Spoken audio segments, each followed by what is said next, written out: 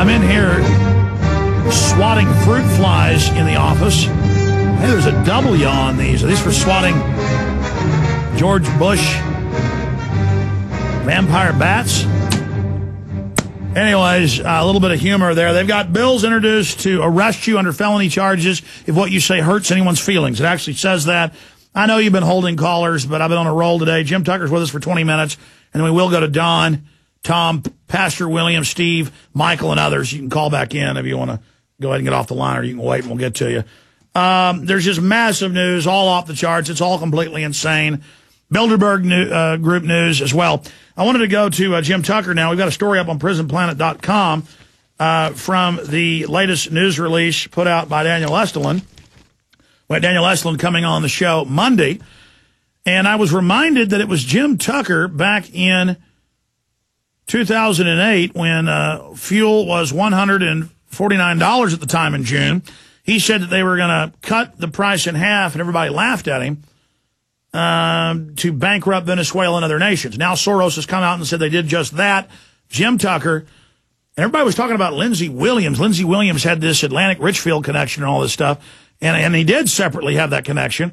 But we had already broken this in an article written at prisonplanet.com. Secret of Bilderberg agenda to microchip Americans leaked. Elitists want microchip Americans in the name of fighting terrorism. Europeans universally opposed to attack on Iran. Globalists fear oil prices rising too quickly. And you read the area here on page 2, and it has it all.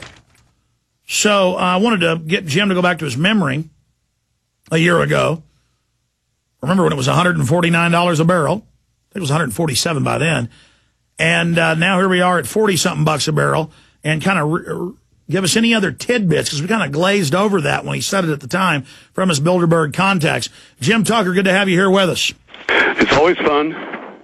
It's always fun, my friend. We're going to break in a minute, so you get a cigarette in 2 minutes, okay? Okay. Okay, good. All right, this is the choo-choo train we're talking to. The real gumshoe Jim Tucker. Jim, Daniel Estulin, Danny, has come out with new information, as you know, and talk about that after the break. But first, go back to a year ago, your Bilderberg contacts. I guess you didn't toot your horn about this. 140-something bucks, now 40 bucks? What specifically did they say? Well, we were reported immediately that the Bilderberg people had said that we're going to have to bring the price of oil down. They brought it up a few years earlier. They had brought it up.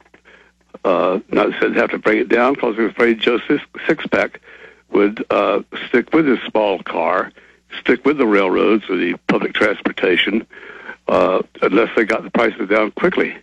And they did not want to lose Joe Sixpack on the highways.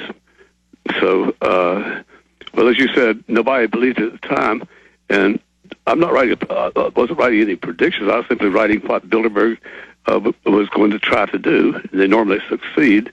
So, as you said, the price, we reported immediately that the Bilderberg was going to try to bring down the price of oil from $149, almost $150 a barrel, to $40 a barrel. They got it down briefly below $40. But that started to unfold immediately with the right people, in, both in the Far East and in the United States, saying the right things immediately after Bilderberg.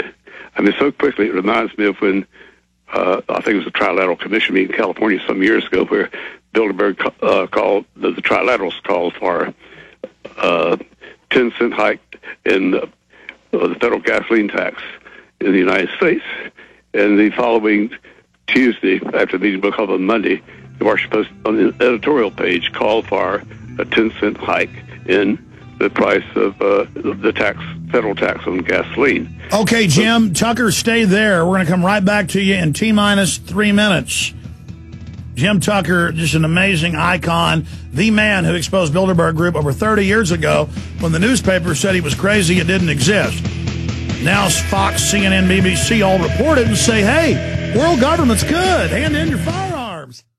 The good old folks at New Silver Solution. And the website is supernaturalsilver.com. Supernaturalsilver.com. This is something that kills bacteria, viruses, you name it, well documented. They've got it down to a super small, nano-sized particle, supernaturalsilver.com. Check them out at Infowars.com, supernaturalsilver.com. All right, we're back live. A few news stories I didn't get to yesterday. This is the type of stuff I don't get to. London Telegraph, swine flu, inflatable mortuaries, and express funerals planned for flu pandemic. It goes on to talk about giant incinerators to burn the dead bodies, how they rolled all this out in the UK and the US, saying we're ready for the pandemic. All we've ever done is report the mass grave sites they've got ready for pandemics, the mass incinerators. We've read the executive orders. We've read the news articles, and then Glenn Beck and Popular Mechanics write articles saying none of it exists. We made it up. Well, here's the London Telegraph. I mean, I'm just another article. I mean, the whole point is this is all set up, and they're ready for this. That's all we're reporting. But again, what they do is straw men. They'll go to one site where there isn't mass graves and say, see, it's all discredited. That'd be like if I said dolphins don't exist. People said, okay, we'll prove that. So I took you to middle of Kansas to a field of wheat and said, look, there's no dolphins here. Dolphins don't exist. Proof. 100%. That's what Glenn Beck and others do. You can really trust me. I'm going to get to the bottom of these camps. I think they're real. Then a month later, after all this hype, they're not real. It's a total fraud. Here's Popular Mechanics. Let me take you to an Amtrak station that isn't a camp, that some kook said 15 years ago was, and then discredit all the serious research documenting that. Okay, going back to Jim Tucker. Jim, I would guess that you've seen Daniel Esselstyn's new report. We've got it up at prisonplanet.com right now. I've been trying to find my article. I had it here. They dropped so many articles on my desk. It's buried somewhere, where Bilderberg wants to engineer a depression, feudalism, to bankrupt the world economy so that they can bring in more control, bring in a new bank of the world, new global currencies. But isn't this just a repeat of what they're always saying, always doing, always pushing, always wanting? Well, yes, it's all part of their agenda. But now they have, whether it was manufactured or not, a global economic crisis they're going to exploit. Now, I have great confidence in Danny Esselstyn's work. We've collaborated for years and years at Bilderberg meetings. We pool our information. Well, in Europe, where there's a large number of reporters from major newspapers and outlets, broadcast outlets attending, we all meet every evening and pool our information. We're not competitors, we're collaborators, and confirm each other's findings as far as possible. And Danny has always been right.